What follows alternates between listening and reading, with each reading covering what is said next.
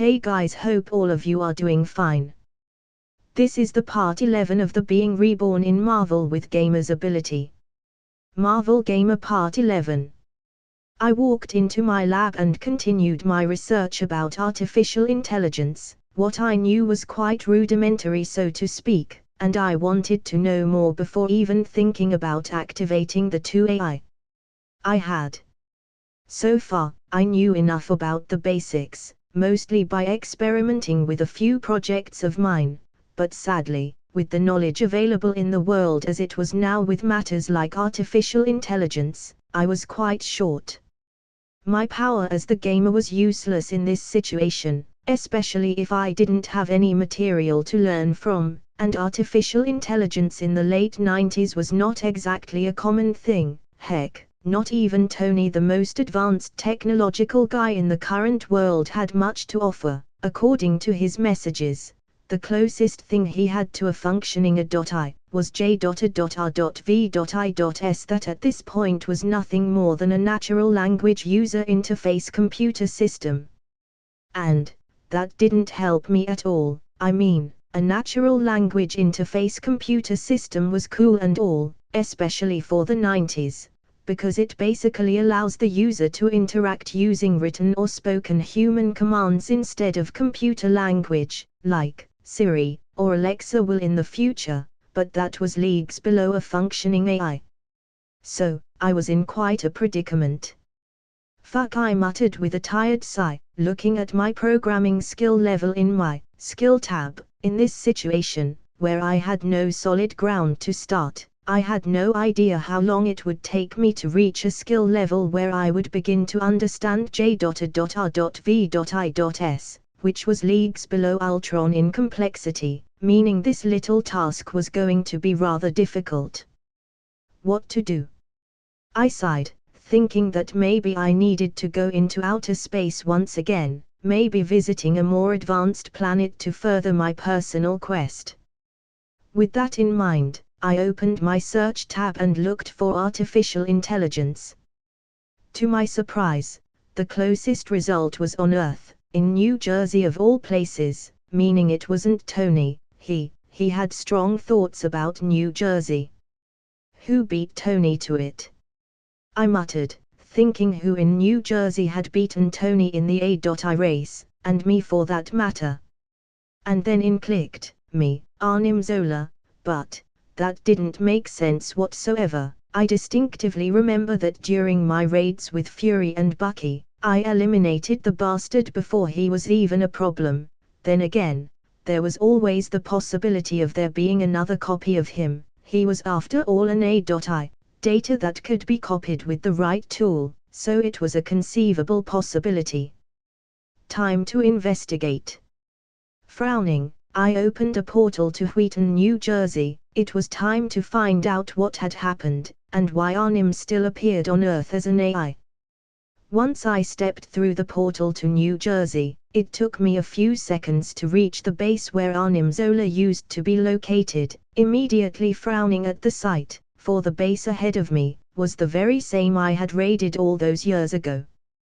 Granted, I hadn't been there in a while, so there was a chance I had missed a base in New Jersey during my raids, or something else, which was ludicrous considering how throughout I had been with my extermination of Hydra. Then again, if I had been as throughout as I thought I was, this little search would not be happening. What was more, the base was now listed as as.h.i.e.l.d base, which accentuated my frown even more. Because if I had not missed any bases around, and Hydra was no more, there was only one explanation: SHIELD had brought Arnim back, but why? Why would Fury even allow this, and why wouldn't he tell me? Me of all people. I blinked, noticing I was getting rather angry, which while justified was not the best call right now. Right now, I needed to give Fury the benefit of the doubt. Perhaps his reason for reviving Arnim was good enough to quench my anger. Soon enough I would know. Grabbing my phone, I called Fury and waited as the phone rang a few times. Alex, what can I do for you? Fury said, answering the phone.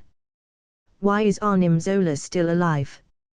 I growled. I didn't intend to growl, but I did. I just couldn't help it. Hydra was one of those things that infuriated me beyond control. Back to the call, I noticed Fury was silent, which was not a good reaction for me. It made me doubt of his possible reasons.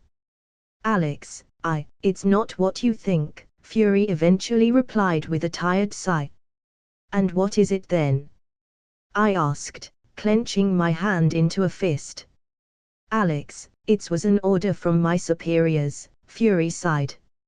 Fuck this, I growled, opening a portal to where Fury was. Fury, I consider you a friend, which is why I am trying very hard to understand, why would S.H.I.E.L.D.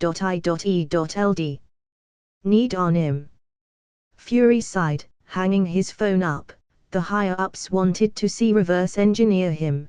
They also wanted to learn about what plans Hydra had. The whole Arnim thing is nothing but a project to prepare for other Hydra-like scenarios because they don't want to depend on you. That's the stupidest shit I have heard all week. I sighed, taking a seat on one of the chairs in his office. Why? Fury asked, letting out a sigh of relief, which made me blink. He was probably thinking I was going to kill him for that, which, seeing how angry I was, I couldn't really blame him for thinking that. S.H.I.E.L.D. is not equipped to deal with Arnim, I replied. I bet the little bastard is probably cooperating by making you all think you have it in your hands, and that he has no control, and one day, boom, nuclear apocalypse. Fury frowned. Are you sure that's a possibility? I am certain that will happen. Who knows, he might already have control of your computers, I sighed. We have his files in an isolated environment, with a computer with no access to the internet or any other computer for that matter, Fury replied in deep thought, but the possibility of that happening is frightening. Well, you do you, I replied, my anger already gone for the most part. One question though, why didn't you tell me? I know it's a given we won't share everything, but I thought Hydra-related things would be our open ground, especially because of what I endured because of them. I knew Fury was entitled to his secrets, as I was to mine, but Hydra was the one thing I never expected him to be all super spy on me. Fury sighed, rubbing his temples. I told those motherfuckers you would find out eventually. So why keep it a secret? But they seem to think you are retarded or something. As to why I didn't tell you, well, as I said, I was told not to by the fuckheads I have as bosses, and besides, it was only a matter of time before you figure it out. I chuckled. By the way, if I were you, I would destroy Arnim. He was made to destroy systems by taking control of them. One day or another, he will take control, and it will be on all of you. Fury replied, giving me a look that said, read between the lines, motherfucker. As a SHIELD agent, and most of all, director, I can't even consider that. Quest created equals destroy Arnim Zola once and for all, before he becomes a problem. Fury has his hands tied, but you are free, and therefore can act. After all, Fury is giving you the green lights. Fury values you more than the possibility of an AI serving SHIELD. After all, he still thinks you are humanity's greatest asset. Reward equals a .I development book. I smiled, opening a portal back to my apartment, leaving Fury in his office alone. 4 days after I had talked with Fury about his involvement in the Arnim Zola incident, I had to come to many conclusions. 1. Fury was a co-worker type of friend, meaning he would always put his work first, and 2. I needed to keep a close eye on S.H.I.E.L.D. as a whole. They were doing very questionable things in regards to me, and 3. It was time to eliminate Arnim once and for all. So, I opened a portal to where the A.I known Arnim Zola was located, casting an illusion around myself to look like a woman, and burned the entire base to the ground, allowing, of course, the shield agents within the base to escape. All it took was a bit of dramatics and some fire, and I was done. However, unlike most would assume at first glance, I didn't burn Arnim down alongside the base. No, I simply took his data during the commotion. Why? Well, for various purposes. For one, I wanted to see if he had done anything to S.H.I.E.L.D before it came to bite me and then in the ass. 2. I wanted to see how his code worked for my research, not only because it would help me understand how artificial intelligence worked, but it would also help me understand how Hydra infiltration code worked. After that, I would burn him. So, with Arnim Zola in my hands, I opened a portal to my lab, and started to work. Creating an isolated environment, to boot his consciousness back into the living world, which was an easy enough task. Time to wake up, Doctor, I said, turning the PC on. For a few seconds, the PC did nothing, but I knew better than to think Arnim was not awake and alive. He was simply playing dead. I had after all booted his consciousness according to his data specifications. I know you're there, so avoid wasting my time, I said, with a sigh.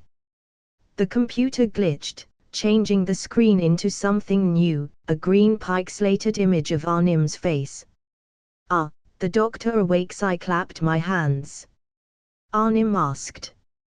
Well, I wanted to ask you a few questions, I replied. Arnim replied, sounding a bit angry. I hummed, I suppose it was to be expected you wouldn't answer my questions, I sighed. Arnim laughed.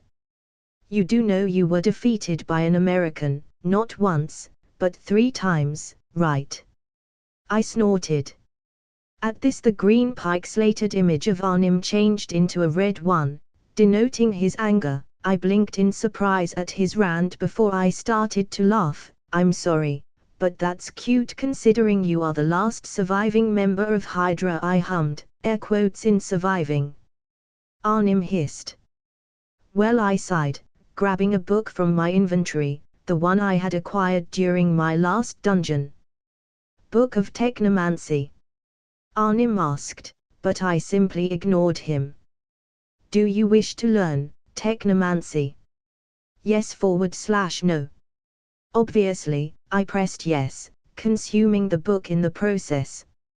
A new skill has been created equals Technomancy LV1/active. Technomancy, LV1/active equals by using the arts of Technomancy the user is capable of using magic to affect or replicate the technology with ease.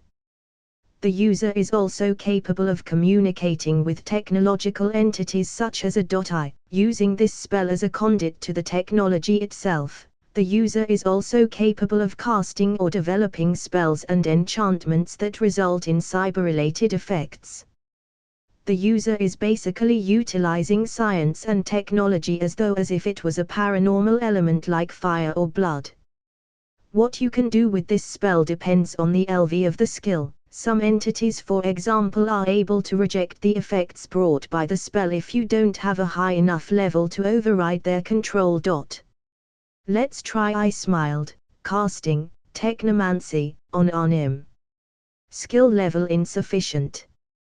Technomancy level required 45. Arnim muttered. Don't worry about it, I smiled, shutting him down. For the next time we talked, I would be enslaving his computerized mind to tell me what I want. For now, though, I needed to level up my skill to the required level, meaning I had to start low. Maybe using Technomancy on a calculator, or my toaster, who knows. By the end of the day, I had leveled up Technomancy LV5, 5 times, by using my skill on every appliance and/or electronic in the house, from the TV to the toaster. For now, I could toast my bread without touching the toaster, which I already could do thanks to my telekinesis, and could use the TV without the remote, which I already could thanks to my telekinesis. But it's like they say, one step at a time, or in this case one loaf of bread at a time. Dad, the toaster is acting all weird, Emily said, coming into my room. It was past tense, dear midget, Nat said with a smile, walking into my room with a bat and a broken toaster. By the way, we need a new toaster. I sighed. That's coming out of your allowance. I regret nothing, Nat chuckled. How could you? Daddy works hard for us to have good things and you go all Thor on them. Emily sighed, shaking her head. She gave me the bat, Nat snorted. I looked at Emily, and immediately knew Nat wasn't lying. The toaster is also coming out of your allowance. Crab baskets, Emily sighed in a defeated tone. By the end of the week, I had leveled my technomancy enough to have another conversation with Arnim Zola. It had been hard, not gonna lie. Pretty sure my toaster is sentient now. But beyond that, I had to use it day and night, for hours to no end. But the payoff was more than enough to encourage me. I mean, with technomancy, I could hack, replicate and communicate with computers and weapons alike, which would prove in the future to be a very good skill. All right, time to wake up, I chuckled, turning the PC where Arnim was currently sleeping on. I smiled at his fast response. The PC had barely turned on, and he was already making conversation. Well, I missed you, I smiled, using technomancy on him. From calm to panic, just how I liked seeing my Hydra agents. Technomancy, hacking 1%. It hurts. Why does it hurt? Oh, so forcing my entry into something hurts if the technology is sentient enough, good to know.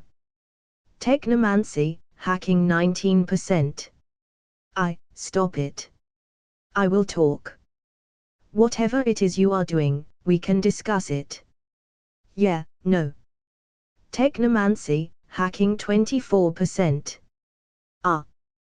This shouldn't be possible, I am not organic, why do I feel such pain? Please do avoid the screaming, I sighed. Technomancy, hacking 39%. So much for Hydra until the end, it shows how much of a roach they all were. Technomancy, hacking 97%. Wow, that was a big jump. I wonder if the percentage is related to the will of the machine while hacking. It would make sense considering he was already giving up because of the pain.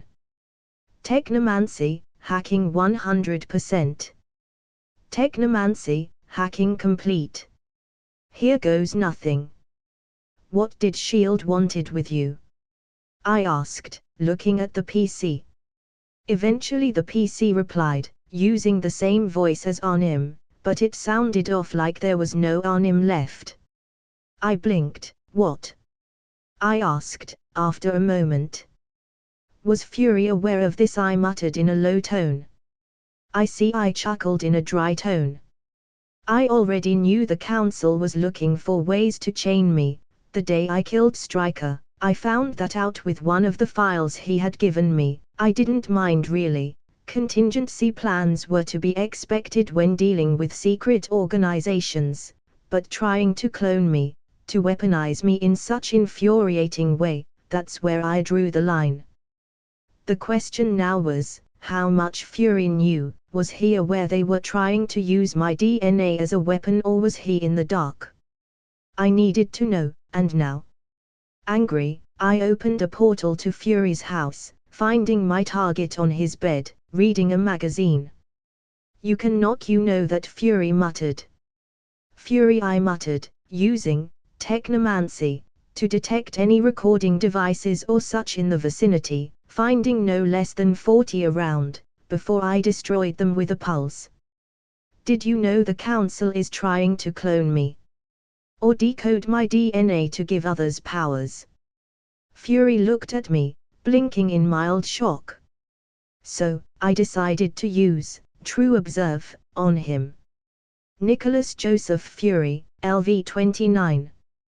Current thought, he's worried you consider him a threat, and wants to speak up, but the mics around his house are always listening.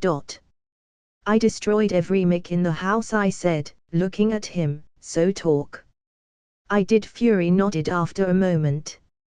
I growled, Fury. What in the hell? Look, I knew, but I wasn't informed like I knew about Arnim but wasn't informed either. The council considers my relationship with you a liability and therefore are acting behind my back quite a lot. The Arnim thing was something I figured out and confronted the council, not because of you, but because of the implications this brought. They shrugged my concerns off, and continued keeping the information I had about their little project off my hands. And you never thought to tell me? I replied in a dry tone.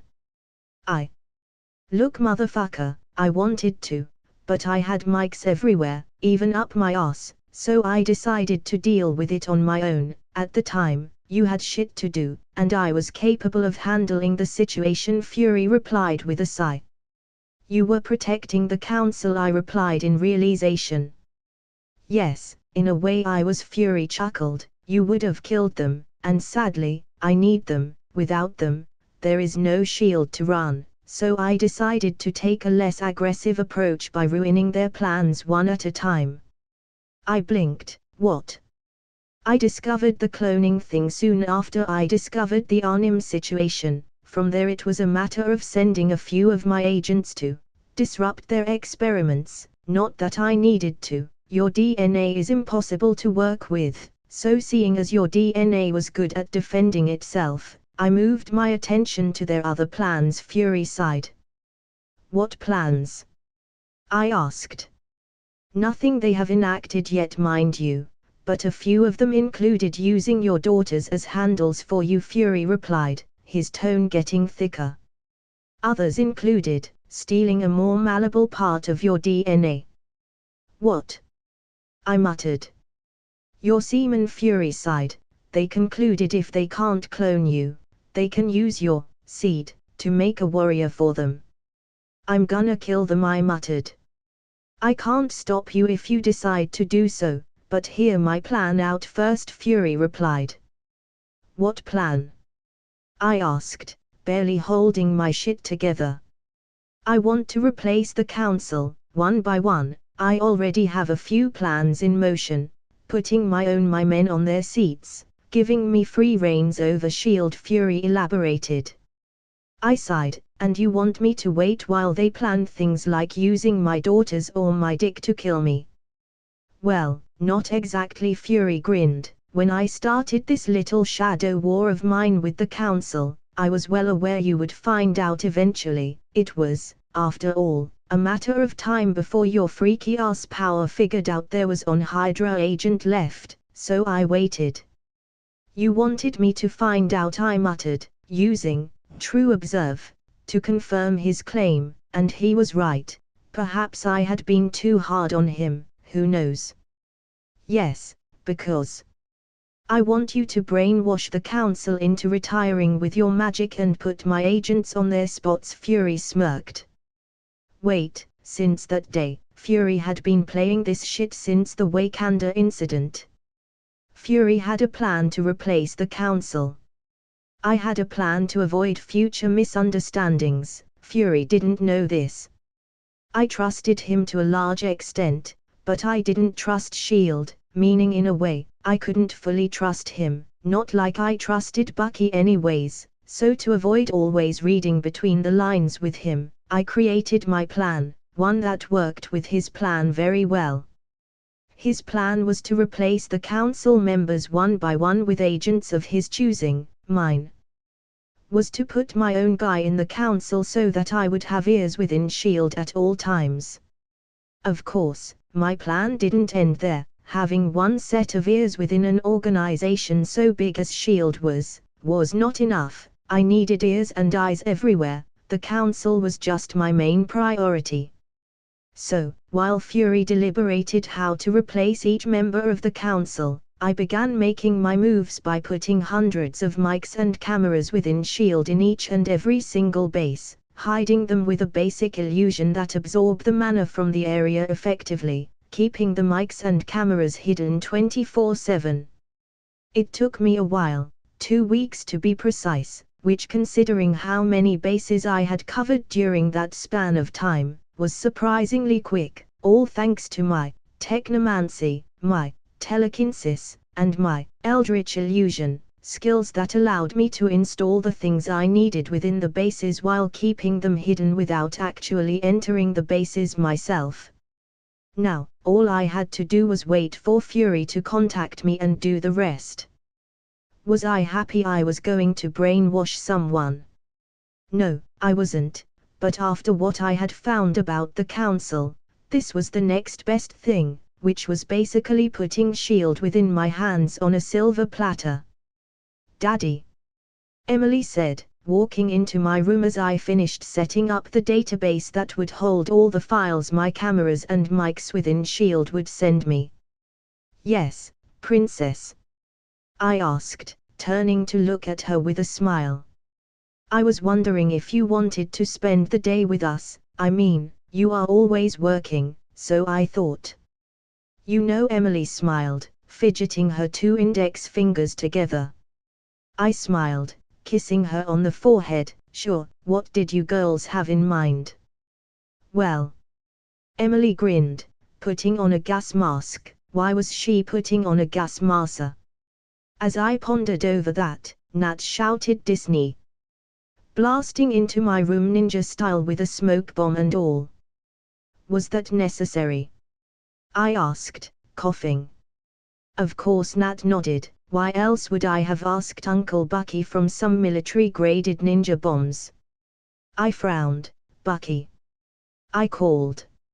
Sup? Bucky came, a few seconds after I called for him, wearing the typical Disney fanatical outfit most people wear when going to Disney. He had the Mickey Mouse shorts, the Mickey Mouse shirt, and the Mickey Mouse hat.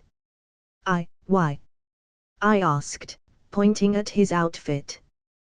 The girls said they were going to ask you, and knowing you and how they have you wrapped around their fingers, I just accepted the inevitable and dressed for the occasion, Bucky replied with a shrug. Also, Emily hid my clothes, leaving me only Disney-related clothes.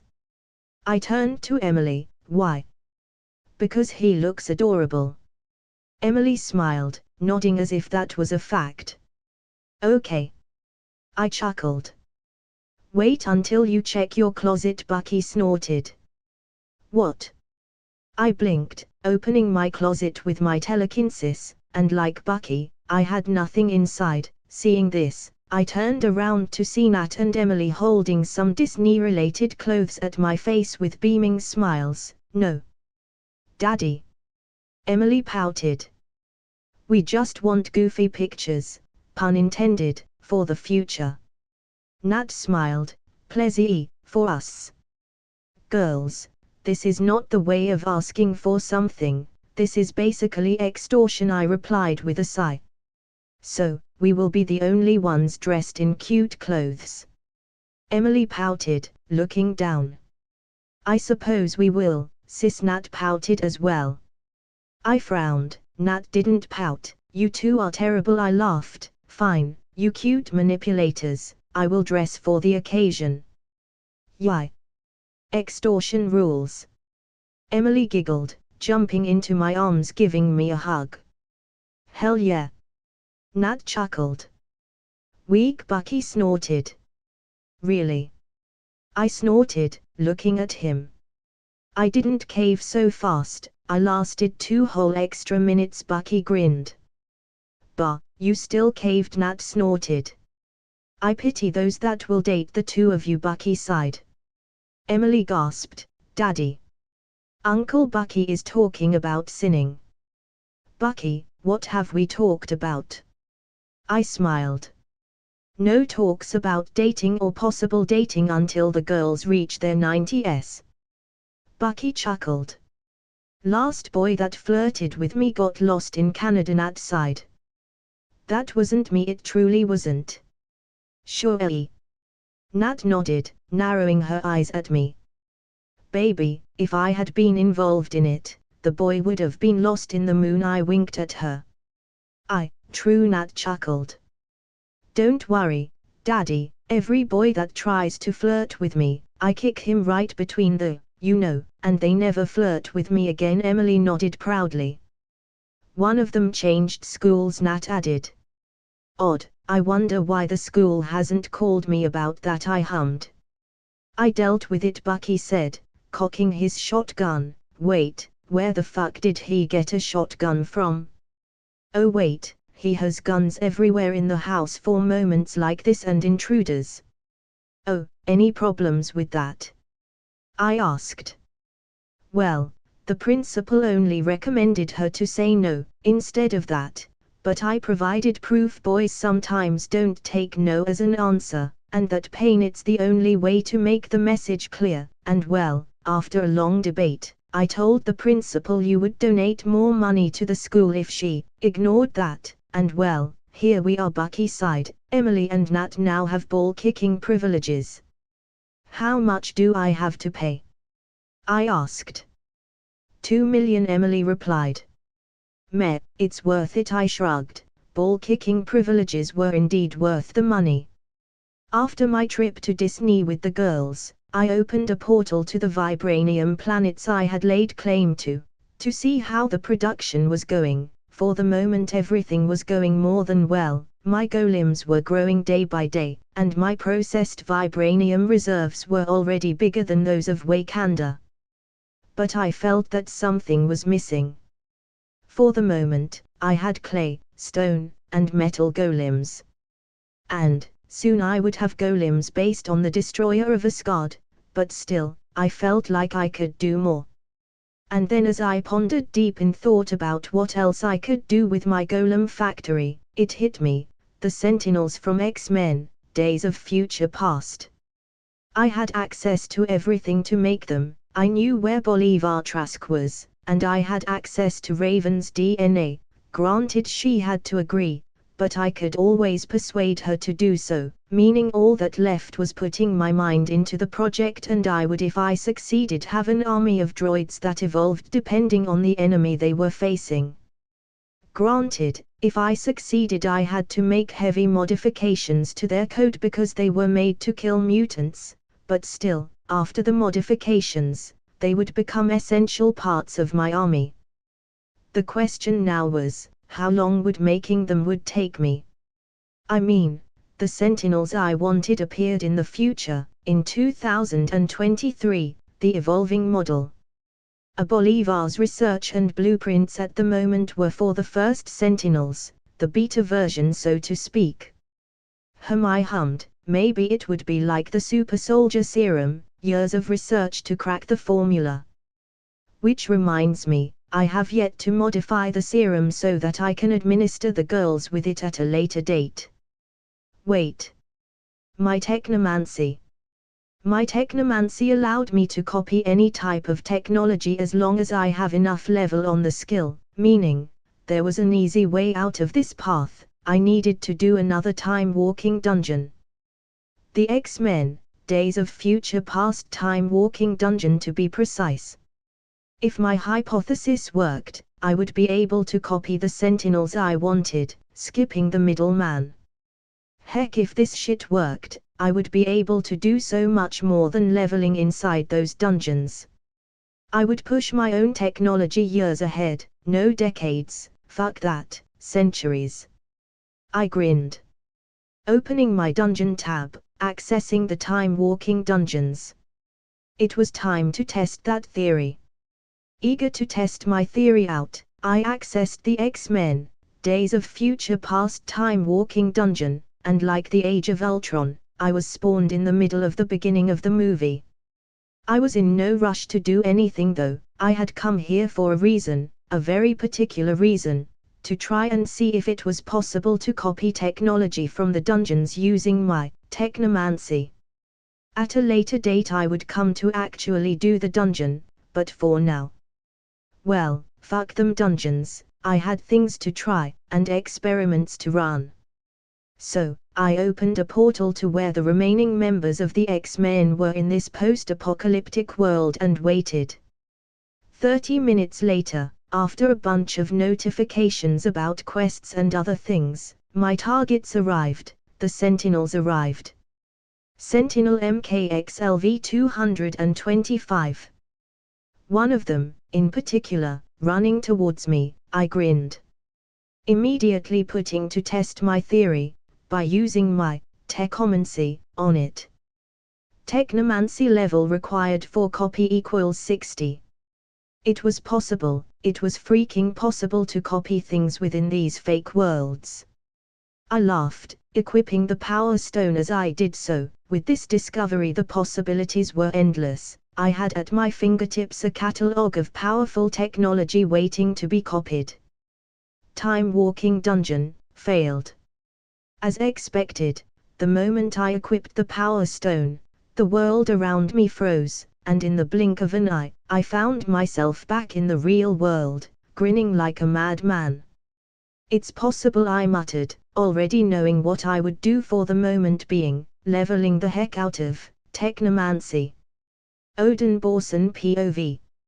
I was faced with a difficult decision, letting my child die, or stopping him myself. I decided on the latter of the two.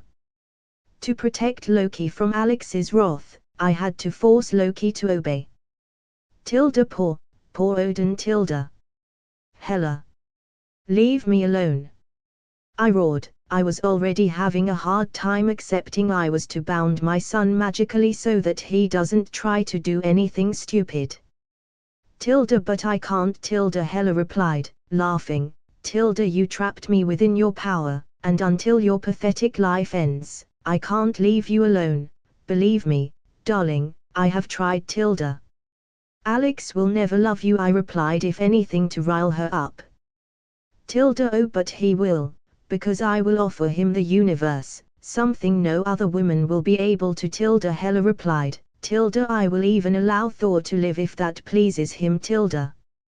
He's not bound by destiny, Hela, he broke his a long time ago, meaning the prophecy you know of is void, I replied with a sigh.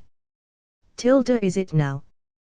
Well, would you look at that, I am a basic girl, after all, now that I feel he's more unreachable, I want him even more. Hela giggled. You can want all you want, but you will get nothing, I shot back.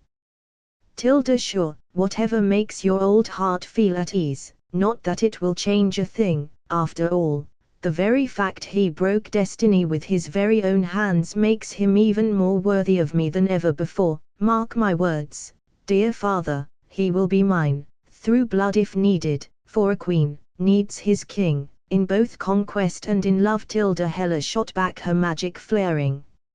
You know nothing about love, child of darkness, I sighed.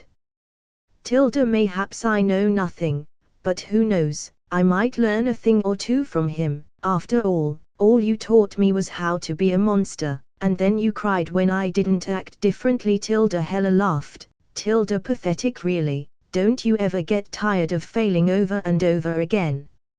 I know I would. First, you failed with me, then Thor, and now that little frost giant. No matter who or how you raised them, you always break us. We are nothing but the reflection of your broken spirit, father. If anything, I was your greatest creation, the other two fail even within their roles. Me. I was the perfect monster. For a week, I focused on leveling my Technomancy, each level becoming harder to obtain, but while the race was becoming steadily harder each day, the end game was worth it. In the meantime, however, I focused on other matters on the side while I was not leveling my Technomancy, like creating a new armor. Since my last armor had been broken to pieces during the Time Walking Dungeon, Age of Ultron, I needed something to fill that void. I was essentially naked, so it was back to square one with it.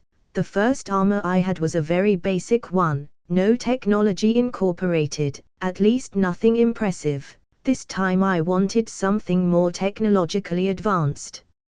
Also, with what I knew now, I was confident I would be able to craft something better, something stronger, something unique.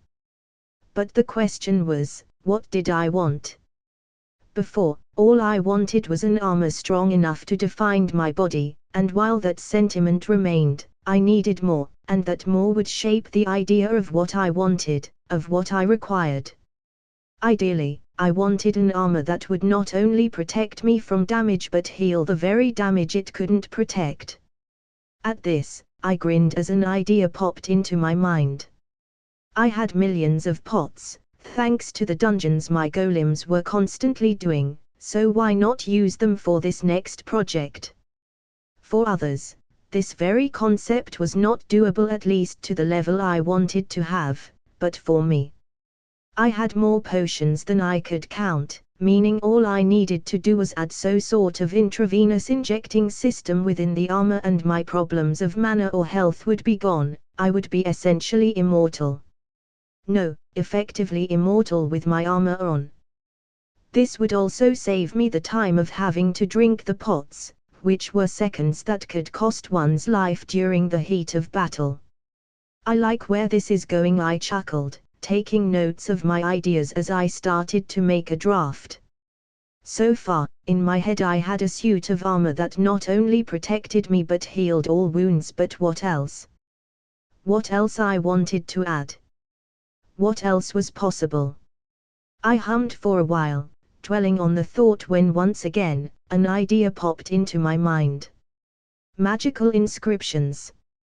If I could add them to my armor, I would save time doing spells, like the portals. For example, if I made an inscription for my portal spell, I would save time doing them. They would become an instant cast spell as long as I focused mana into the inscription.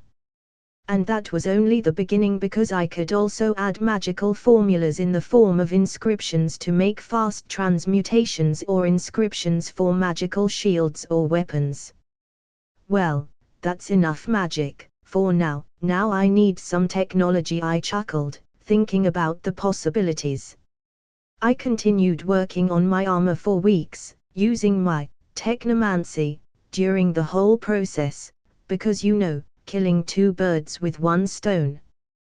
But as time progressed, it was becoming evidently clear the list of things I wanted to add to my armor were near impossible for the technology of Earth to achieve, meaning I had to think out of the box. So with that thought in mind, I moved my focus to outer space, where I started to visit planets in the search of technology to reverse engineer or copy with my technomancy. The first planet I visited was Xander. And I had to admit, the place looked like out of a sci-fi movie but better, and right there and then, I knew going to space had been the right call. Eager to learn, I roamed through the planet aimlessly, copying what I could, little by little filling the pieces of information I needed to complete my armor. More than not, I would focus on Nova Corps ships.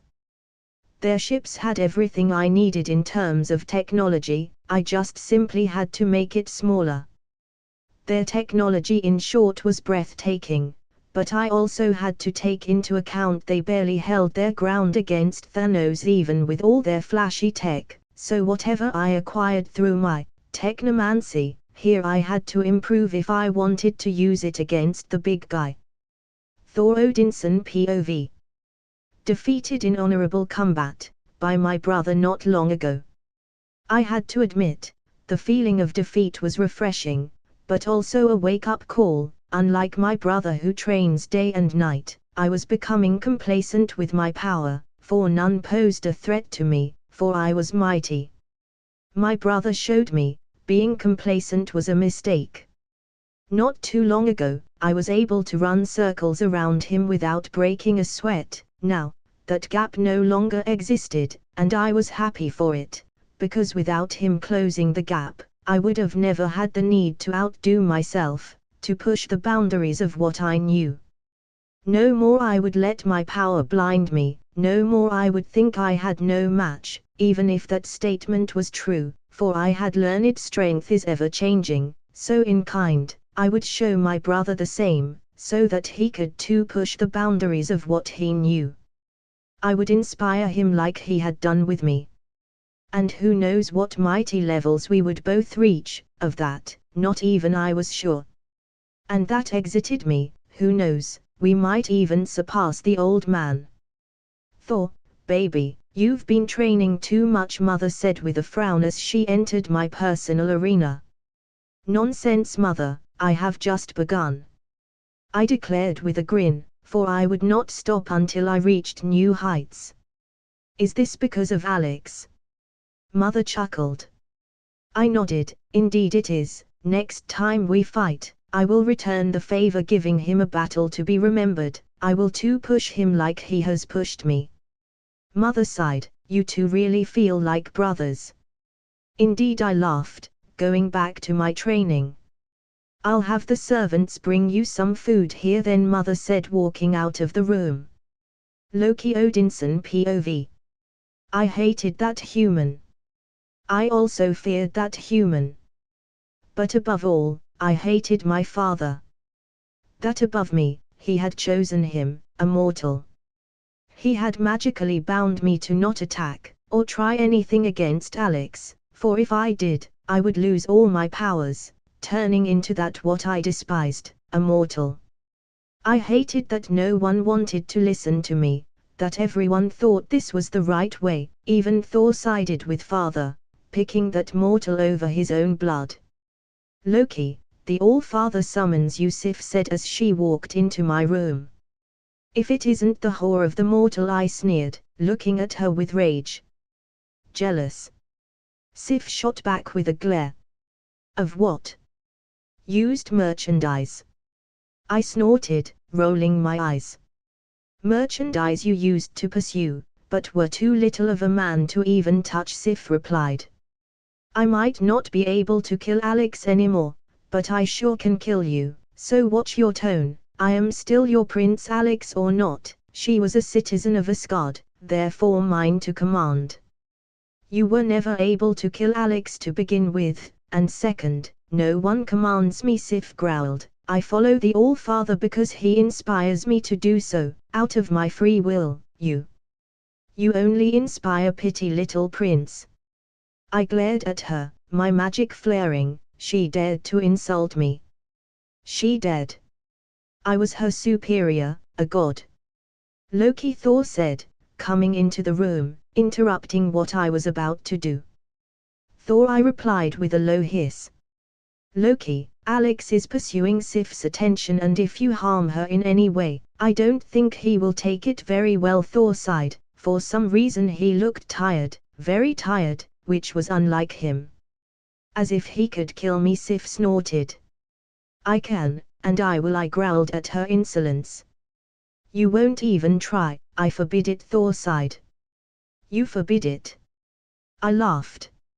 As the crown prince of Asgard, I outrank you, therefore, you will obey, or I will talk with the All-Father about this, Thor replied in an uncharacteristically cold tone for him.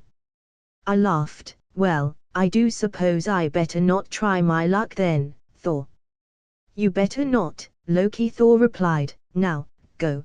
The All-Father summons you, and you have been ignoring his summons long enough.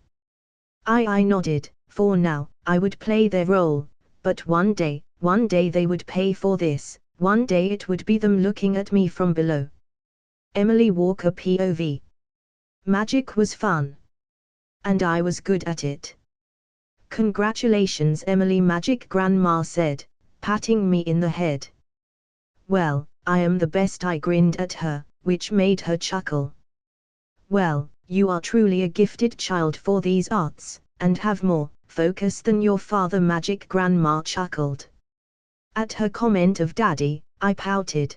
Daddy just has a lot of things to do, he can't focus in one for too long, or the others come to bite him in the a. Magic Grandma nodded. I know, I never meant to insult your father, dear Emily, only to compliment your incredible prowess in the mystical arts, which are improving by each passing day. I smiled. I try my best, because one day, I might be able to help Daddy. He takes on everything alone, and I want to be there for him, but I needed to be stronger, I was too weak. Soon, you will be able to help Mr. Walker, but first you need to enjoy your childhood. Do you really think he would be happy knowing his little princess is worrying about him? Well, she had a point, but I just couldn't help it. I know, but as long as you don't tell him, he won't know. One day, I would protect him, like he had protected me. One day, I would become a pillar to help him carry all that weight that seems to crush him down. You Walkers truly are a show magic. Grandma laughed. Alex Walker POV. It had taken me a while, but I finally had all the technology I needed for my armor. All that was left was downsizing said technology, which was proving to be difficult, so I did what I had to do. I swallowed my pride, and called the only person that could help me. Hank Pym. For a while I was tempted to call Tony, but considering he was right now an arms dealer, I decided against to. I mean, imagine Earth waging war with futuristic weapons. Fuck that. Where did you find this? Hank muttered, looking in awe at what I had in my lab. Well, you know, space, I replied with a chuckle.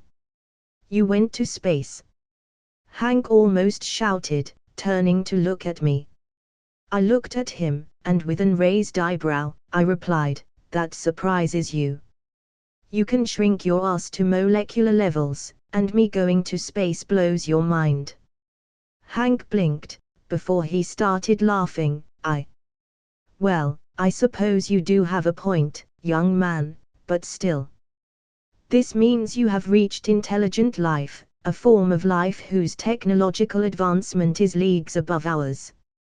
Needless to say, Hank was beyond elated, like a kid on Christmas. Yes, I did, I nodded, not wanting to go into details. What I don't understand is why you want to weaponize all of this.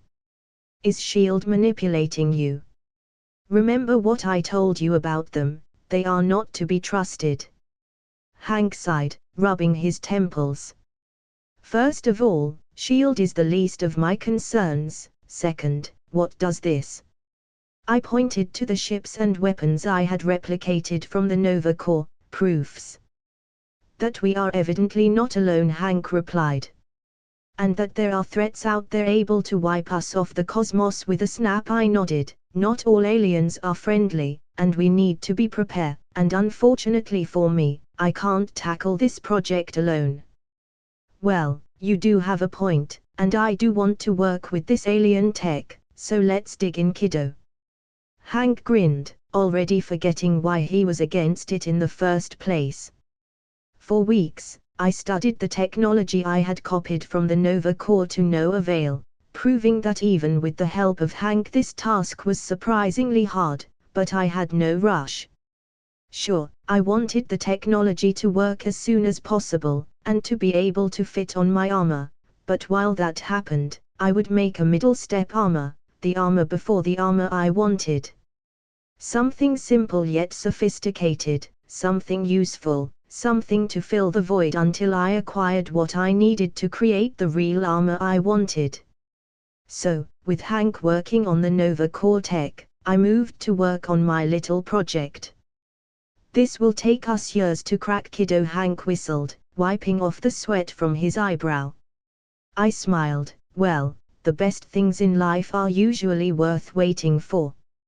Hank snorted, I suppose that has some merit to it. So, how's the daughter? I asked, making conversation as I sketched how I wanted my armor to look. Good, she's growing fast, I'll tell you, those days go by fast, Hank sighed, slumping down to his seat, she's just like her mother, you know.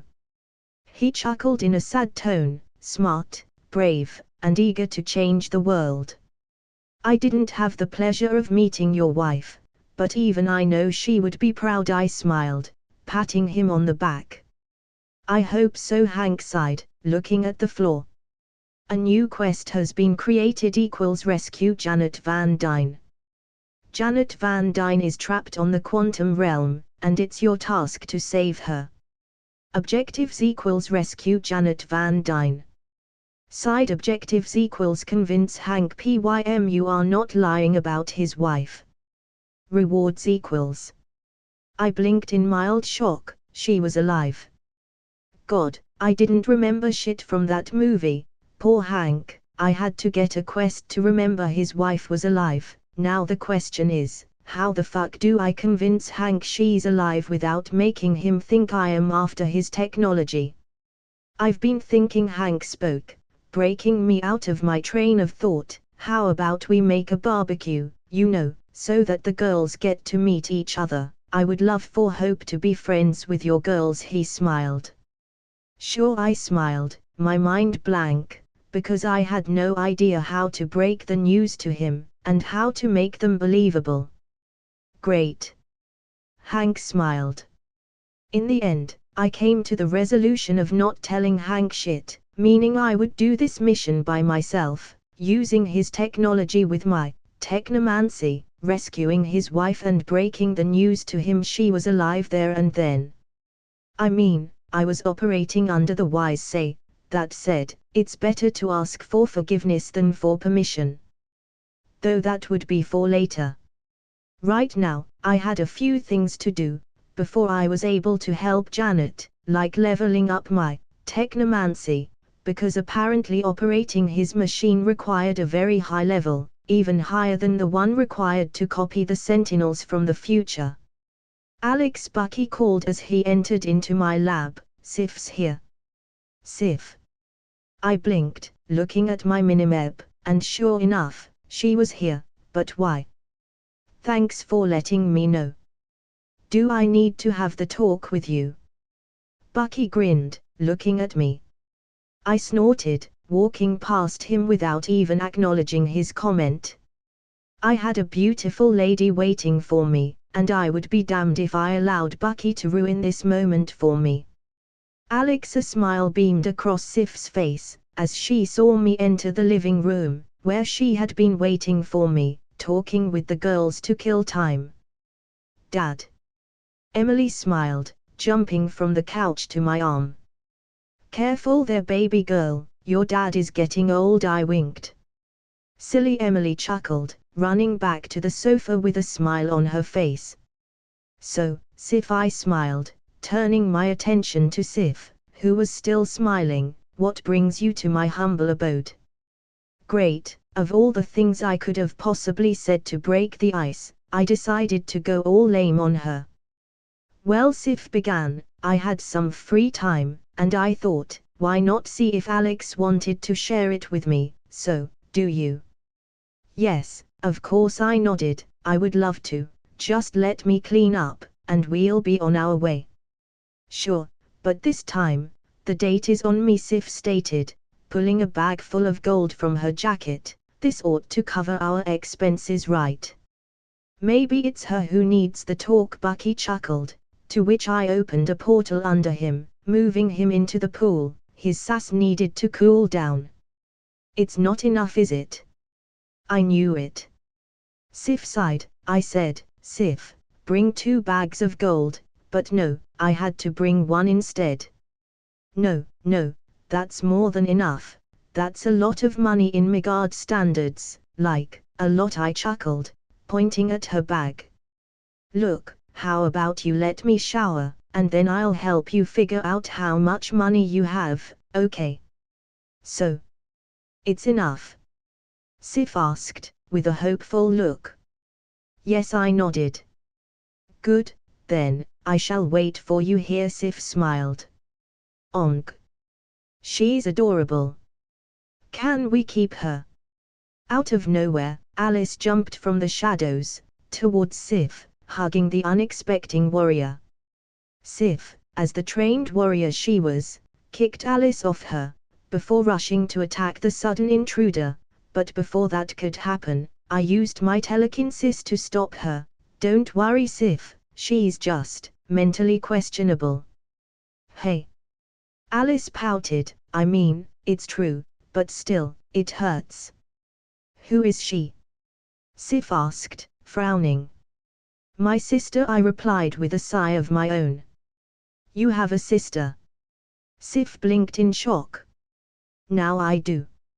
I replied, it's complicated. I'll explain on the date. Don't worry, sis, we are siblings like in the Disney movies. Alice winked, approaching Sif, not like in porn, she whispered. Porn. Sif muttered, and thank goodness Emily didn't hear her. Moving faster than I even knew I could, I approached Sif, and whispered, "Don't say that word in front of the children, I'll also explain that later." Understood. Sif nodded. Clean and ready for my date with Sif, I walked out of my room, looking fine if I do say so myself. Finding Sif playing cards with Emily and Nat. "Are you ready? Or in the middle of a game?" I asked with a chuckle, approaching Sif from behind. "I am ready, your daughters are merciless warriors when it comes to playing cards," Sif chuckled. I made some gold. Nat grinned, showing a few pieces of gold she had won playing cards against Sif. "Give that back," I frowned. No daughter of mine would gamble, besides I knew she had cheated, I had seen it do it many times before. "Fine," Nat sighed. "It's okay, Alex, I lost fair and square," Sif said. "Sif, Nat cheats when playing cards," I snorted. "The only fair and square about those games is how good she is at moving the cards. Heck, she has tricked me a few times during family nights." "I knew it," Emily roared, tossing the cards onto the floor. "You cheating meanie. Give me back my teddy bear." "I didn't cheat that time," Nat shot back. "You shouldn't cheat at all," Emily and I said at the same time. "Where's the fun in that? I mean, you guys play cards, but I play a whole other game, the cheating game. My record so far is 3 days without no one noticing I cheat." Nat grinned. "I will get my teddy bear back," Emily huffed. "You can play me for it," Nat grinned, shuffling the cards like a fucking pro. I will come back later to read a book of parenting about how to tackle this, but for now, give me the gold you won from Sif," I sighed. "Sure thing, Dad," Nat nodded, handing me the gold. "Well, see your girls later," I chuckled as I walked to the door with Sif, smiling at Nat's shenanigans. "So, she cheated?" Sif asked. "Yes, but not with a bad intention. We are simply her test subjects, so to speak," I chuckled. "She enjoys testing her skills with us, to gauge how effective they are. Last month she was spying on me to see how long it would take for me to notice. The month before that she was testing her surprise attacks on Bucky. Every month she changes what she tests, and this time, well, she was testing how good she is at cheating." "Well, she's very good," Sif chuckled. "I have played with a lot of cheaters, and have caught them all, but her. She's a master, and so young. What a talented little girl." I nodded, feeling proud. "That's my girl." "So, about Alice?" "Oh right, I promised to tell her."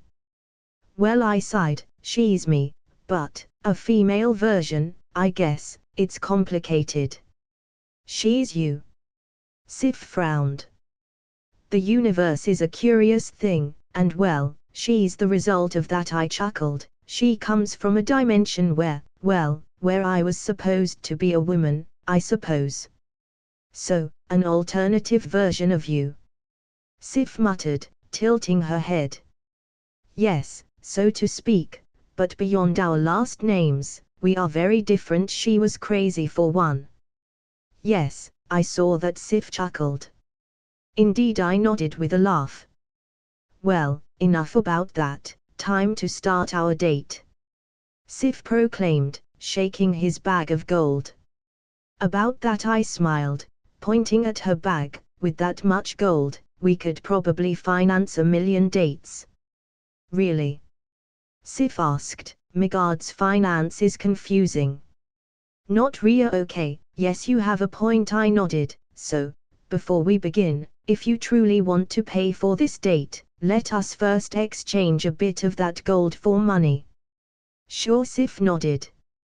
After changing a bit of Sif's gold in a gold buyer for cash, emphasis on a bit, because 5 ounces of all of her gold gave her $2,000, after that, we went on our date. And in a very cute manner, Sif proved to be ready for said date. She even had a map to navigate New York, and a list of places she thought were worth visiting marked on the map. Some were not, but seeing her so happy with this made me feel happy. First, we went to an old restaurant nearby my house and ate traditional Italian cuisine. Then, from there, Sif took me to an ice cream shop, where she was determined to test every flavor on the menu. The shop had 200 flavors. From there, we went to the park, where we walked and talked for a few hours, sharing stories, while holding hands, because she had read on a newspaper humans when courting did such a thing.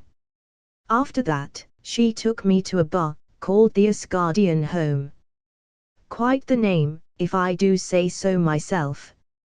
Alex, this date has been wonderful, Sif smiled. It has. You did your homework, I nodded, ordering a beer. I did, Sif nodded. Thor helped me, he found this map, and the newspaper, but I did the rest, she smiled proudly. She was so beautiful, so strong, so fierce, and at times, so innocent, so cute, it was mesmerizing. Sif, I want to kiss you. Sif looked at me, and with a smile said, do it then, or I might take it as an offense if you don't push on your pursues. Without another word, I moved closer to her, and let our lips meet for the first time of many. Thor Odinson POV. Today of all days, I was hanging out with Himdall. Why? Well, I wanted to know how Alex's date with Sif was going. Did they kiss yet? I asked Himdall. No, Himdall groaned, my prince, don't you have anything better to do? No, not really, I shook my head. How kind of Himdall to ask. So, how about now? Have they kissed yet? I asked once again. For the 100th time, no, wait, they are kissing now, Himdall replied. Huzzah! I grinned, for Thor the god of thunder had done the ultimate mighty brother deed. I had become the best wing god ever. After my date with Sif, it didn't take me long to figure out it would be inhumane to rescue Janet after I managed to level my technomancy, so I decided that instead of doing that, I would trick Hank into helping me rescue his wife. How? Well, a few illusions here and there would do just the trick, with my intention being him thinking he was in a dream. Was it an underhand tactic? Sure, there was no other way to describe it, but frankly, if the end result of said tactic was him having his wife back, and his daughter having his mom back, what was the problem? So, during one night after work, where he had had a few drinks with me before going home, I teleported to his house before he arrived and started my plan. First, I put his daughter to sleep using a basic spell to induce such. Then, once he arrived, and got into his bed, I started using my magic to not only create an accurate image of his wife, but to access his head to make the illusion believable using his surface thoughts about her to make my illusion a perfect one, and from the shadows, I started to move the strings. Surprisingly enough, as I scanned his mind about Janet, I found out he knew she was alive, he simply didn't know where she was exactly. Or how to reach her. In fact, in his free time, he had apparently been researching about the quantum realm, trying to find a way to enter it and find his lost wife. At this, I frowned. If he knew, and couldn't reach her, my entire plan was useless, because he wouldn't be able to help me. Fuck, I muttered under my breath, if Hank's technology was not there yet, I was royally fucked with this quest. The Infinity Stones were useless within the subatomic realm, meaning even if I collected the Infinity Stones, I had no guarantee I would be able to rescue her. Then what? I questioned, walking out of Hank's house using a portal. If his technology wasn't the answer, then what? The magical realm. It's worth the shot, I sighed. I can't help you there, Mr. Walker, the Ancient One replied, The quantum realm as you speak of, is well beyond my powers to truly access, for to reach such a realm, is beyond my power as a sorceress. Well, it was a long shot. To begin with, I sighed. If Hank and the Ancient One weren't capable of helping me, I was at a loss. But, I didn't say others couldn't help you, the Ancient One smiled. Can you not be cryptic for a moment? I frowned. I must apologize. You see, I enjoy messing with you. Oh, and she has the gall to admit it. Oh well, I suppose she has earned that right. So, who can help me? I asked. Me, she replied, as I was starting to question if she was going senile on me. I mean, she just said, she couldn't help me. You just said you couldn't help me, I replied, crossing my arms. Indeed, the Ancient One nodded. You see, when I said I couldn't help you, I wasn't messing up with you. I truly can't help you, not in the way you want. How then? I asked. Well, I can't access the quantum realm, or send someone there, but I can send someone's soul there, momentarily of course. My magic can't sustain such thing for too long, but if I were to send you, you could stabilize it using your mana. What do you mean? I inquired. Well, with my power, I can push your soul into the quantum realm, leaving your physical body behind. From there, it would be up to you to force your soul to stay within the subatomic realm by feeding it mana, the Ancient One replied. Needless to say, even with your absurdly high levels of mana, the max you would be able to stay within the realm without dying is 1 hour. 1 hour. I could work with that. I can work with that. Can you? The Ancient One smiled, putting her left hand on my chest. I will need a demonstration, if you don't mind, that is. I nodded, and without another word, she pushed my soul out of my body. This feels weird, I chuckled. It does, the Ancient One nodded, but enough about that. Now try to use your magic in that form. Doing as she had requested, I tried to summon a fireball to my hand but ended up exploding. That hurt, I muttered, frowning. Why had my magic backfired? A fireball was one of the easiest spells I knew, besides the portals. As symmetrical as you are, the lack of a body hinders your powers massively. You see, when one does magic, one connects the mystical, which comes from the soul, with the physical, which in this case is obvious. The Ancient One chuckled. In your very symmetrical case, this can't be true, because your body functions like a machine that without one of its components, becomes a liability. Exhibit A, that spell you tried to cast. So the gamer was messing with my magic, because of my body. So, what then? I muttered. Without my powers, moving within the quantum realm would take a lot of time. You train. It's high time you learn how we the normal people manage our magic, the Ancient One smiled, snapping her fingers, pulling my soul back into my body. Well, I chuckled. Back in my body, when do we begin? I asked. Whenever you are ready, Mr. Walker, the Ancient One replied. Then let's get started right now. The sooner I learned how to use my magic without my body, the sooner I would get to rescue Janet, and who knows, maybe even get a power boost in the process. Wonderful, the Ancient One smiled. Then, let's begin.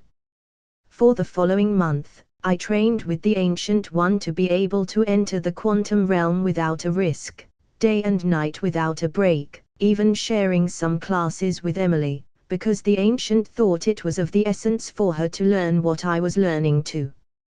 To which I agreed. At first, the training was hard, but fortunately for me, my powers as the gamer seemed to adapt to this out-of-the-box training and created a skill to go with what I was learning, soul casting. It was a cool-sounding passive that was actually quite weak in essence, at least for now. Soul casting, passive. LV12 equals it allows the user to use magic and other skills without a body as a channel. All skills and spells, used in this form are 90% weaker. The debuff was originally 99%, but after a few levels on the skill, it was going down. Anyhow, thanks to this skill, my training became easier, making the mission of rescuing Janet more and more possible as the days went by. However, even with this skill, I was still not ready, at least, according to the Ancient One. Which made me think, what exactly was within the quantum realm she wanted me to be prepared for? I mean, my mission was one without enemies, and yet, the Ancient One seemed adamant I needed to be stronger in my bodiless casting. I couldn't help but wonder, what did she know, I didn't? The Ancient One POV. Once again, Alex had surprised me. In a matter of days, he had adapted to what he was facing, a feat that was by no means small. After all, the use of magic without a body, it's one of the greatest obstacles a mage has to face in its life, and yet, his soul adapted at a shocking rate, in the very same symmetrical way his body normally acted. Nonetheless, even with all of his surprising feats so far during training, he was still not ready. Not to face the possible futures I saw within the quantum realm. Futures that troubled me. Because even with all his power, Alex was still immortal, meaning death was still on his tail. And what I saw within the quantum realm was death, more than life. Of course, this was all a bunch of what-ifs, but still, they scared me. Alex had changed the timeline so much, the world needed him, no, the universe needed him. And while I would prefer to keep him out of danger's way, I know I can't stop him. He is, after all, a very stubborn individual, so the only thing I can do is prepare him for what could happen. Alex Walker POV. After a few extra days of training, I decided to confront the Ancient One to understand why she was acting the way she was acting. So, with that thought in mind, I walked to her office, and asked, "What do you know, that I don't?" The Ancient, who was reading the newspaper as I entered, looked up from her reading material, and smiled. "You'll have to be more specific, Mr. Walker, I mean, do you have any idea how little that narrows it down?" In retrospective I could have asked the question better, but she knew what I was asking. She was just trolling me, as usual, about the quantum realm. "Look, since we started training, something has changed, and it's like you are preparing me for something, and I don't even know what, so, what am I preparing for?" The Ancient One sighed, putting her newspaper down. "I suppose like time, this conversation was unavoidable. So you were preparing for something, I knew it." I am the Ancient One nodded. "Granted, take this with a grain of salt, I'm not sure if what I'm preparing you for will happen, it's just a big, and I mean, a really big if." "What do you mean?" I asked. "The quantum realm operates outside time and space, so to speak, because two elements still affect it, but in a very different manner than we are used to. Anyhow, taking that into consideration, the realm of what is possible, and what is not, it's very grey." The Ancient One sighed, summoning an illusion around us to aid in her explanation. "So, you are preparing me for every possible scenario?" "No, and yes," the Ancient One chuckled. "As I was saying, what is possible, and what is not, it's very complicated, especially if we take into account the quantum realm, a place we know frighteningly little." I looked at her, before turning my attention to the illusions she was showing me. It looked like people running, but from what? So, taking that into account, I used the time stone to see what could go wrong with your expedition, and well, I got what I wanted," the Ancient One added, changing the illusions around us, this time showing a picture that looked like out of an apocalyptic setting, showing New York in ruins. However, this wasn't the scariest part. No. What scared me the most was that in the middle of that apocalyptic picture, A lone figure stood, twitching in place. And that figure was me. How? What happened to me? I asked, looking at the illusion. A virus from the quantum realm, it infected you, and you infected the rest of the world, the Ancient One replied. That. Marvel zombies. That was a possibility here. Worry not though, that scenario happened in one of the what-ifs where you entered the quantum realm without your soul casting. Also, this scenario it's not very likely to happen. Out of the 18 million futures I saw, only a few thousand included the virus the Ancient One sighed. Is that supposed to make me feel better? And by the way, how the fuck did they infect me if I was a soul? I asked, still staring at my zombie self with a feeling I quite couldn't understand. Souls are not intangible as many would think, Mr. Walker. Certain things can affect the soul, and this virus seems like one of those things, the Ancient One replied, summoning a cup of tea. You are surprisingly calm about this. I replied, looking at her. I mean, just now, you showed me a possible end of the world scenario, and yet, you seem okay. Well, that's the thing with the quantum realm, everything I saw could very well be trash, the Ancient One chuckled. This realm, it's unique in many ways, and because of that, even with the time stone, I can't see into it very well. In short, out of the 18 million possible outcomes I saw, I have no idea how many apply to us. What do you mean? This conversation was getting confusing. Well, it means the quantum realm is connected to the very essence of the multiverse, therefore, what I saw could have been 18 million possible outcomes for other realities, or for ours. We can't know for sure. That's how tricky the quantum realm is, the Ancient One shrugged. A possible zombie scenario. Was that really what I had to risk to save Janet, a woman I didn't even know? For one part, the risk of that happening was too big to even think about it. Any chance of that virus existing within my reality, and I was fucked.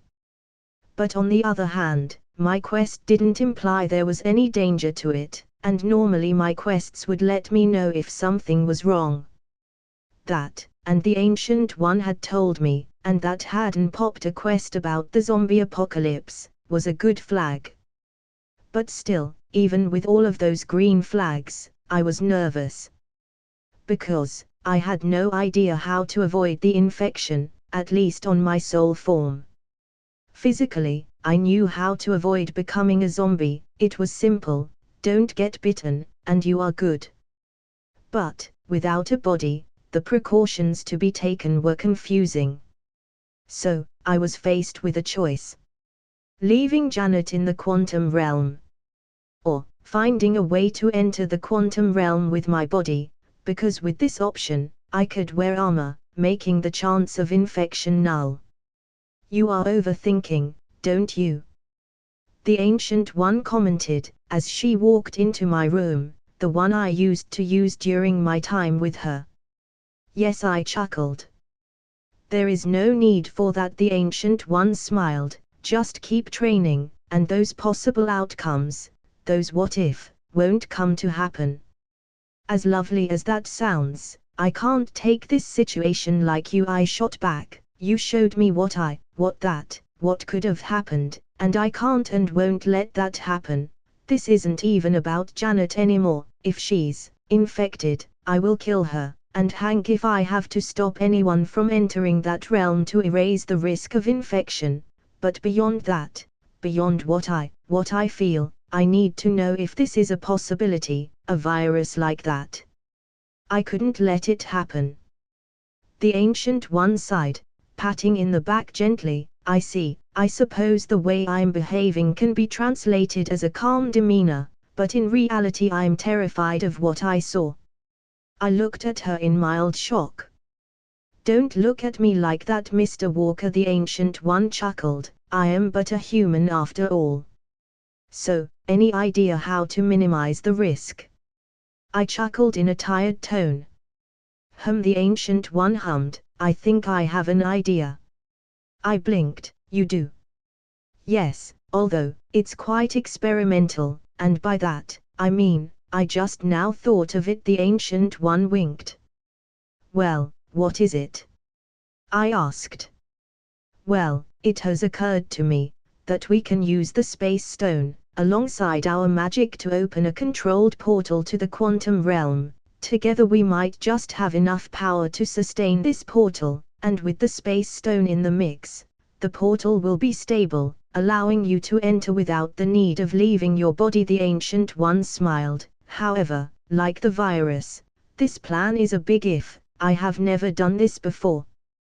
But it's worth a try, right? I smiled. Indeed, but that still doesn't eliminate the chance of infection. The Ancient One sighed.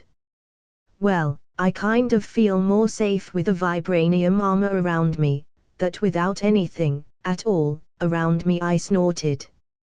Well, yes, but we are talking about the possibility of a quantum disease, meaning, how it spreads, it's unknown, or if vibranium can stop it, so I suggest, we brainstorm this a bit more before we jump into the fray. Does that sounds reasonable? The Ancient One said. Yes, I nodded. Good, now, let's break our homework apart. I will study the part about portal making we need, while you will research about magic barriers and such. The Ancient One smiled. Wait, if the virus infected only living creatures, did golems count? And if they did it really mattered if I lost one? Hey, I have a question. I hummed. What? The Ancient One inquired. What if, instead of me going, I sent one of my golems? I mean, if Janet was infected, the most I would lose was a golem. That was assuming the golems could be infected. That is a marvelous idea. I almost feel stupid for not suggesting it. A smile beamed across the Ancient One's face as she clapped her hands together once. With that, the risk disappears almost entirely, meaning we only need a stable portal for your golem to use. I could use sight to see what the golem sees. Granted, I need to create a golem that has sight as a skill so that I can connect to it, but if I do, I could basically control the golem like a second body. I nodded, grinning in kind. Then it's settled. You go and make a golem with that spell, and I will investigate how to create a portal to that dimension. The Ancient One nodded. Thor Odinson POV. I rushed to Sif's quarters, for the mighty wing god needed to know if my brother had conquered the third base. Sif, are you there? I said, knocking at her door with my hammer. Yes, coming. Sif replied, opening the door a few moments after. So, tell me everything. I giggled. I asked in a very mighty manner. Thor, as humans say, I kiss and don't tell. Sif chuckled. Wait, what? I was to be denied of knowing if my brother had finally get laid, as Fandral says. Fine, keep your secrets, but, are you two a thing now? Can I tease him? I need to know, it's bro code protocol. Brock, what? Sif muttered. Yes, we decided to start dating, officially during the date, so I suppose you can tease him. I guess. I don't know what there is to tease. A lot, but as a woman, I can't understand why you ask that, for you can't comprehend the teasing between bros. I shook my head. Poor Sif, ignorant to the old laws of brohood. Thor, are you drunk? Sif asked. Not yet, I am saving that for tonight. I grinned. Me drunk? Right now. For Odin's beard, no, I first needed to celebrate with my brother this wonderful event. Okay, Sif chuckled. Oh, one more thing. I smiled, pulling out the phone Alex had given me. I need to know if I can already use this. With that said, I pressed a button that played the sound of a whip. I need more than that, Thor. Sif muttered, looking at me. Well, according to something I read, a whipping sound it's used as a joke when a male, it's whipped by his partner, in this case, you, so, have you whipped Alex? I read that in an article from Megard's newspaper. I had no idea why humans whipped one another, but who was I to judge their mating rituals? No, I haven't. Sif shook her head. Well, do tell me when you do. According to what I read, I must play this sound after he gets whipped. I nodded. Sif blinked. Is that something humans do? Or like?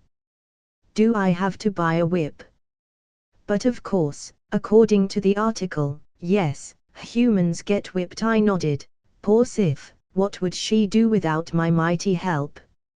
I suppose, if Alex likes it. Sif sighed. Indeed, just let me know after you do it. I smiled. Will do. Sif nodded. 2 weeks after my last talk with the Ancient One about the venture into the quantum realm, my golem, the one I wanted to send to this mission, was ready. It took a bit of preparation, mostly because I wanted the golem to be as strong as possible, and because I wanted to erase any chance of infection. Which is why, the golem had a bomb within him, in case the virus existed and was able to propagate to non-living things. The golem in question was a rock golem, with 3 skills: sight, so that I would be able to see what he was seeing, dash, so that he would be able to move fast, and voice, so that I would be able to talk through him. I mean, if the virus didn't exist and Janet was okay, I wanted to tell her she was okay, instead of scaring her with a 10 feet tall golem. As of the moment, the golem was level 100, which I presumed was more than enough for this mission, and for the worst case scenarios. After all, the lower the level, the easier to eliminate if said golem becomes a threat. Granted, this was just me thinking of every worst case scenario. For all I knew, the quantum virus was not a thing here, and I just wasted my time planning around it. Well, time to see how she's doing, I sighed, turning around to make a portal, to see Clay, my sentient elemental, looking at me, tilting his head. What up, Clay? I waved at him. He waved at me, carving a smile on his face with one of his fingers. Creepy, but adorable somehow. We'll catch on later, I have things to do, I chuckled, opening a portal to the Ancient One's office. I walked through the portal, to find the Ancient One on her desk, working on some papers. For a few moments, as the portal closed, she seemed to be lost in her work, almost as if in a trance, but before I could announce my presence, she spoke. Alex, just in time. For what? I asked. Well, I have been researching about portals for quite a while, and I think I have found what we need, the Ancient One replied, snapping her fingers in a fast motion, sending a wave of magic around her office, that put everything back on its place, erasing any trace of the mess that few moments invaded her workspace. I smiled. Well, my golem is also ready at this. I summoned my golem from my inventory, who spawned in a kneeling position. Marvelous, the Ancient One smiled. Now, let's get started. With the portal. Sure, what do you need? I asked, taking a seat. Well, mostly a supply of mana. I alone can't power this portal, mostly because it's experimental, and we don't have the time to tweak the spell so that it utilizes mana in an efficient manner. So for this draft of a spell, we need 2 sources of mana, and the space stone. The Ancient One smiled, beaming with happiness. You are quite happy, I commented. Indeed I am. It's been some time since I had to make something from scratch. You have any idea how fun is that? The Ancient One chuckled. It brings me back to my young days, when I actually had to try. It's not often these days I have to become creative, so for that, I thank you. I looked at her, and smiled, happy she was enjoying this. if anything this served as a distraction from what could happen when we opened the portal. So, do you need the stone now? Or? I asked. In a moment the ancient said, with a wave of her hand, first we need a bigger room, she added, looking around her office. My office as it is, won't suffice for the runes I need to carve. I have a few empty warehouses, I offered. The Ancient One looked at me for a brief moment before she shook her head. If we take into account the risks of this mission, a warehouse close to, well, any amount of people, it's not the best location to do what we are set to do, she mused, index finger pressed upon her lip. We need an empty space, not only empty inside, but on the outside. She had a point. If the virus existed, and we didn't manage to contain it, well, a populated area was not the best place to start. Granted, if we didn't manage to stop the virus, and it infected us, it didn't matter where we were, the virus would consume the earth regardless. I think I have just the place, the Ancient One announced, breaking me out of my train of thought. Where? I asked. Follow me, the Ancient One replied, opening a portal to God knows where. At the other side of the portal, I checked my map to find out the Ancient One had taken me to Egypt. Apparently, we were currently within a pyramid, a very empty one. So, we are desecrating someone's tomb? I asked, raising an eyebrow.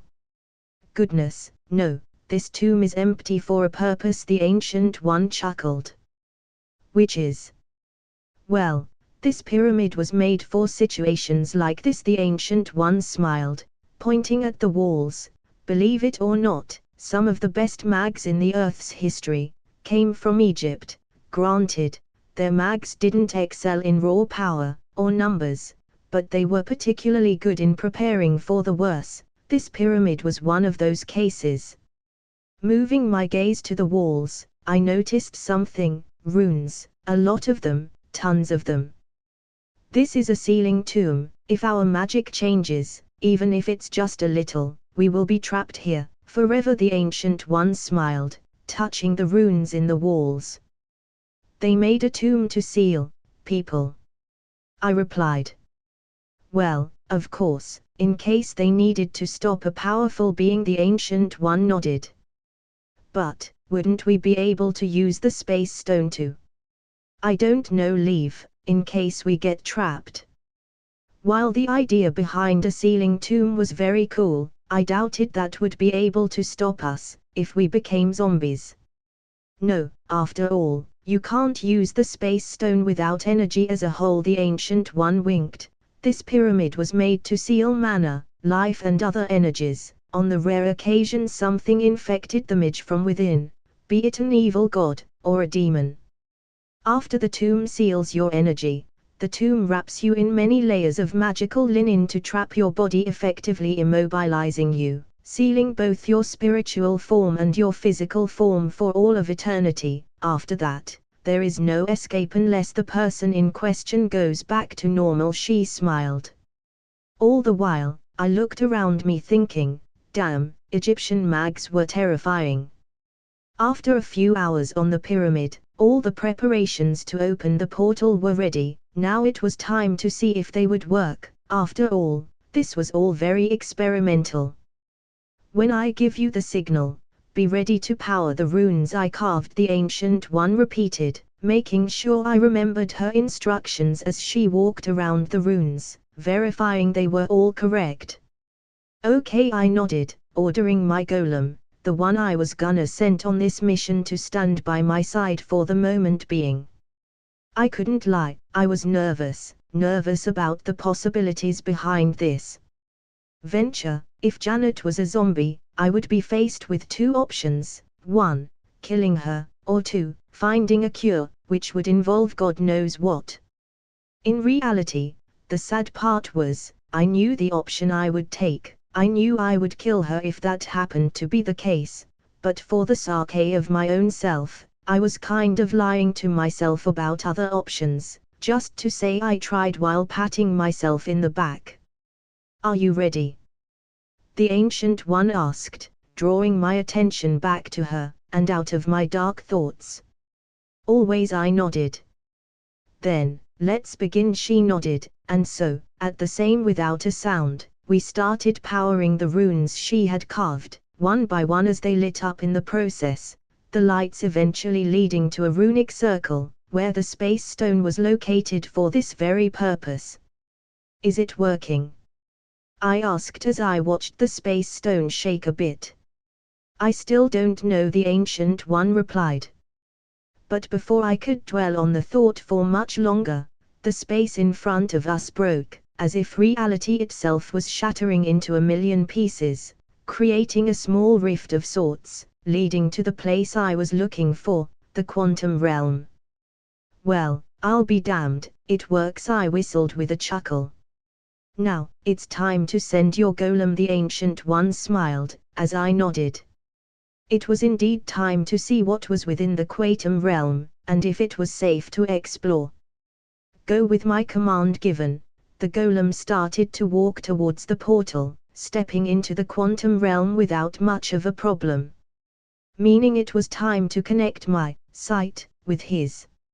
After connecting my sight to that of my golems, I opened my map and checked the coordinates where Janet was supposed to be and embarked with my golem into the quantum realm. Well, not really, I was still powering the portal, but with the golem, it kind of felt like virtual reality, but better. Anyhow, according to the map, Janet was a few miles away. Sadly, I had no access to my portals, because, within the quantum realm, they didn't work. Something about space not really applying to it. Anyway, this meant I was destined to do this mission the old-fashioned way, without them. As for the quantum realm itself, well, it was as trippy as I imagined, like, there was no other way to describe it. It was also worth mentioning, the entire realm felt kind of ominous, like, even with the golem, that worked as a safety net, I felt like I was being watched, which didn't bode well for this mission. Though, I trusted my system to alert me of such a thing, with a quest or something. Then again, I didn't know about Hydra, until Hydra had kicked my ass. How's everything going? The Ancient One asked. Good so far, I replied, my sense of vision still connected to the golem, but it feels like something it's watching me. Maybe it's just my paranoia, but I can't shake the feeling off. The Ancient One clicked her tongue, as my golem continued to walk. Mayhaps that's our call to cancel this out. It would certainly be wise to do so. I was not one to feel uneasy, and yet, here I was feeling like a naked man in a lion's den, but still, I needed confirmation. I needed to know what I was feeling was not based on a fear born from a comic I had read before coming to this world. I needed to confirm there was a reason to fear. While that would be certainly wise, I would rather confirm my suspicions, I eventually replied.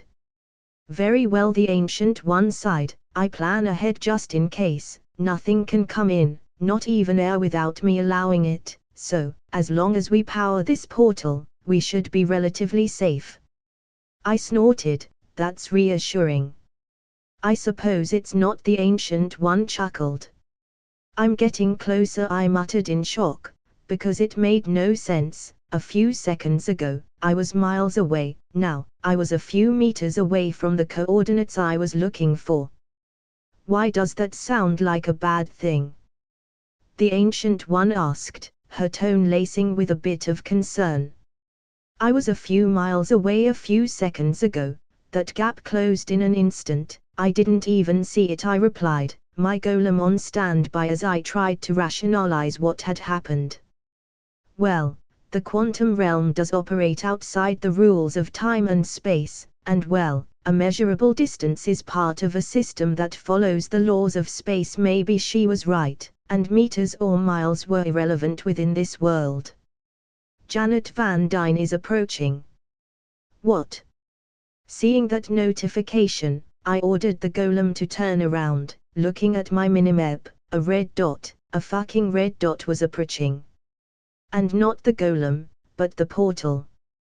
Hissing internally, I used sight on the dot to see who was coming to us, seeing no other than Janet flying towards the portal, and much to my dismay, this Janet was not the one I wanted to find, it was the one I feared to find, the one carrying the quantum virus.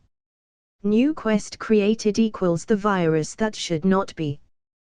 The quantum virus was not supposed to exist in this reality, it was only supposed to be in a few selected universes, so you have to find out why it's here, and who is behind it before it's too late.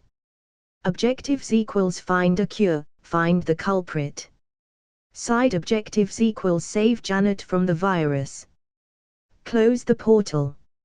I roared, seeing the quest, breaking my connection to the runes, something the Ancient One did a few seconds after I did.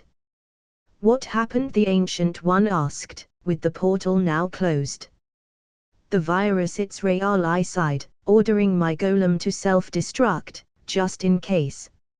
I see, the Ancient One sighed, taking a seat on the ground. Well, now what? That's it for the video, guys. Hope you like the video. Like, share and subscribe. Also tell me in the comment section which kind of fanfiction you would like to watch next, or if you have any recommendation.